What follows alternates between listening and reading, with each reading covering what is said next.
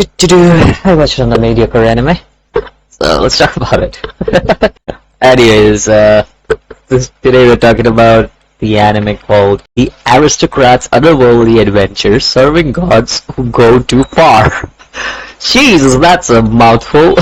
Well, Japanese name is Tensei Kizoku no Isekai Bokeneroku Chicho wo Shinrai Kamigami no Shito. I hope I did not screw that up because that was mouthful again. Who comes up with these anime names, bro? Like, it's so long. I cannot. Oh my god. Anyways, hey everybody, welcome back. We're gonna be deep diving into this anime, and this anime is like a mix of fantasy and comedy, and it has its high and lows. So I'm gonna break it down and tell you about what I think about this anime. First up, the good about this anime is it really shines in its world building. The setting is rich. I guess that's my English for you. The setting is rich with detail immersing us in a fantastical world that's both unique and expensive. The lore around the gods and the aristocracy adds a lot of depth to the story. Plus, the animation is solid with vibrant visuals and smooth action scenes that make the magical elements pop. So, one more thing I want to add to the script that I wrote is that I have realized in the past 3 or 4 anime that I've watched, they were all the same. Like, I love the fantasy setting of the anime. It was really, really good. But as soon as I get into the story of the anime, oh yeah, there we go. That's shit.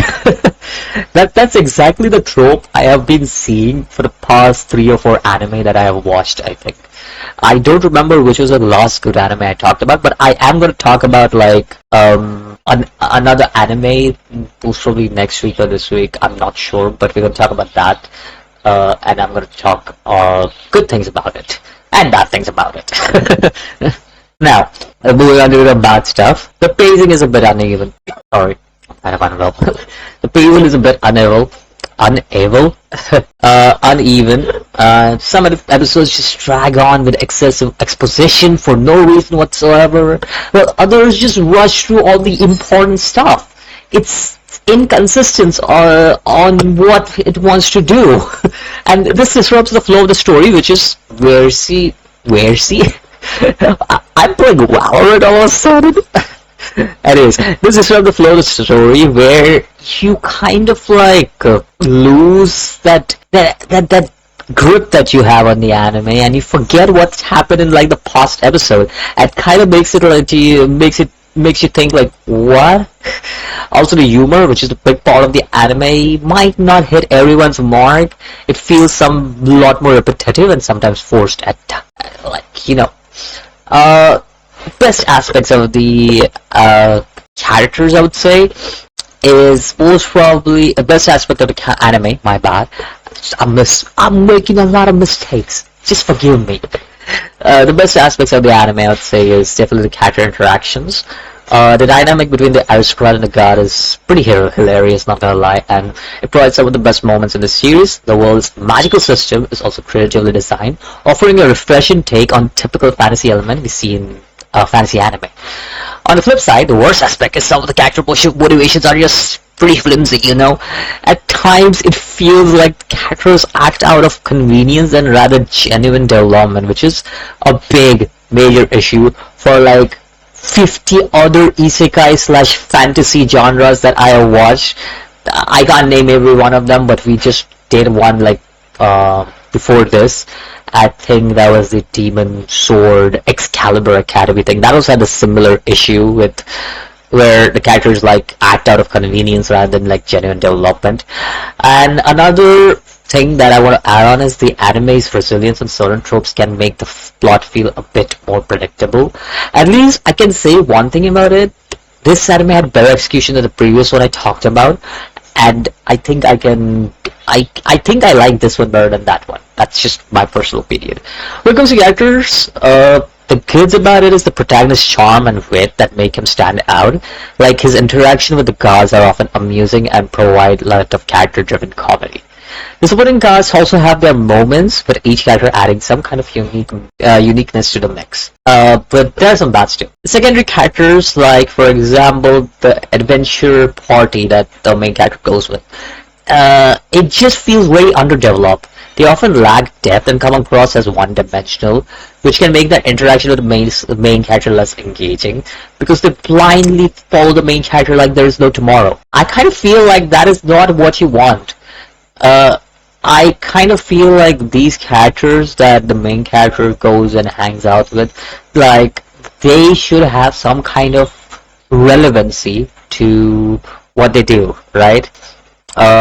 It's just, it feels very much not there, especially the two princesses he hangs out with, and love interest in general, the two princesses that he hangs out with, and the sword master, I believe, that's the third princess, the elf princess that he hangs out with. All of them mediocre, like they don't do anything really important to the plot line, but they do have good chemistry. The banter and relationship between the protagonist and the gods also is pretty entertaining at times, and their contrasting personalities lead to some of the series' most enjoyable moments. But there are some worse parts about this as well. Like earlier I mentioned, like some of them lack meaningful development. This can make their actions throughout the anime feel less impactful and their growth less noticeable throughout the series.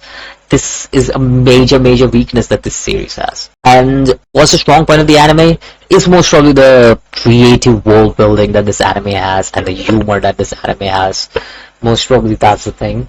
The concept of serving gods who push boundaries in both original, is both original and intriguing to, I think so, a lot of people. Like, I don't think we have seen this part where you have these gods who are like giving it all to you, and they're like, you know what, get out there, there's a greater evil in the future that you have to deal with, and so, you know, it's there, but it's also has a weak point of that. It lies in its uneven pace and occasional character underdevelopment. These issues distract from the overall enjoyment? Enjoyment? Sounds like I'm saying enjoyment or some shit like that. But it takes away from the overall enjoyment and coherence of the story. If people should watch it or not, I mean, if you're a fan of fantasy worlds with a comedic twist and don't mind like a bit of uneven pacing, it's worth watching that. It's a fun ride with some engaging moments, even if it has some flaws. Finally, what's my rating? I did rate it 6 on my anime since there is no 6.5, but I think so I can give it an extra half point for trying to be something.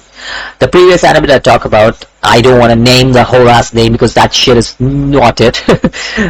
It didn't even try to entertain you. To be exact, but this one actually tries, so I can give it an extra half point on that.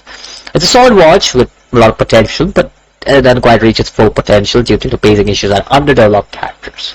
So yeah, thanks for tuning in, everyone. I've been enjoying doing these anime reviews from time to time, and well, I enjoy talking about it in general. I enjoy talking about stuff, letting my opinion known to you guys. It really helps out that you guys also watch it, and yeah, this was another anime that I just watched on whim, and I was just like, let's talk about it, since I like talking about lesser known anime, bad or good, albeit sometimes it's pretty mediocre like these ones, and nobody notices them, and sometimes when nobody notices them, maybe I can find a gem. Like, we'll talk about another anime that nobody noticed, but is a gem. In fact, there are 2 of them that I want to talk about within the next week, possibly, or next 2 weeks. Really fun animes that I enjoy a lot, but nobody talked about it because of certain things in the anime that I'll talk about. We'll see when I can do it, but I'll talk about it whenever I can. Until then, peace out, boys.